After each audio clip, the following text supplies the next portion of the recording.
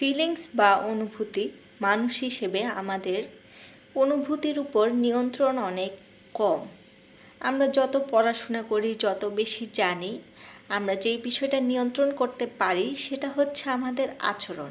কিন্তু অনেক ক্ষেত্রেই আমরা আমাদের অনুভূতি বা ফিলিংসগুলোকে নিয়ন্ত্রণ করতে পারি না। অর্থাৎ ধরুন আপনার কাউকে দেখে খারাপ লাগছে, কারো কোনো একটা বিষয় দেখে আপনার খারাপ লাগছে, কষ্ট লাগছে।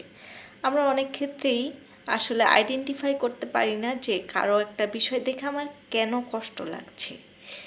কিন্তু এই যে আপনার কষ্টটা লাগলো, এর কষ্টটার জন্য আপনি কী ধরনের ফিডব্যাক তাকে দিবেন, কী ধরনের আচরণ তার সাথে করবেন, সেই বিষয়টা আপনি শিখতে পারেন। কিন্তু এই যে আপনার কষ্ট লাগলো, এই কষ্টটা আসলে কেন লাগলো, এই বিষয়টা আমরা অনেক সময়ই অনেক জানার পর, অনেক বোঝার পরও আমরা আসলে আইডেন্টিফাই করতে পারি না।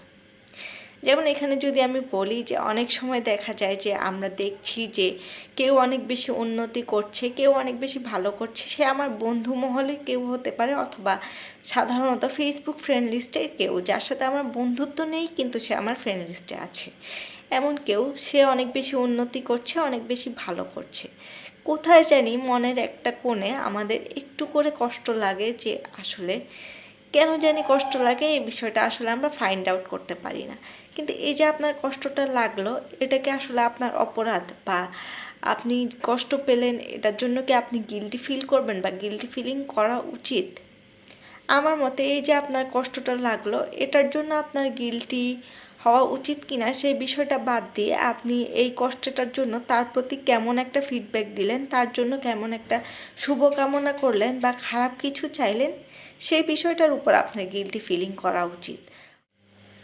অর্থাৎ কারো একটা ভালো দেখে আপনার খারাপ লাগলো, তার বিপরীতে আপনি তার জন্য খারাপ কিছু চাইলেন কারণ আপনার খারাপ লেগেছে, এই জন্য আপনি সেটাকে জাস্টিফাই করার জন্য তার জন্য খারাপ চাইলেন। এই বিষয়টা নিয়ে অবশ্যই আপনার গিল্টি ফিলিং থাকা উচিত।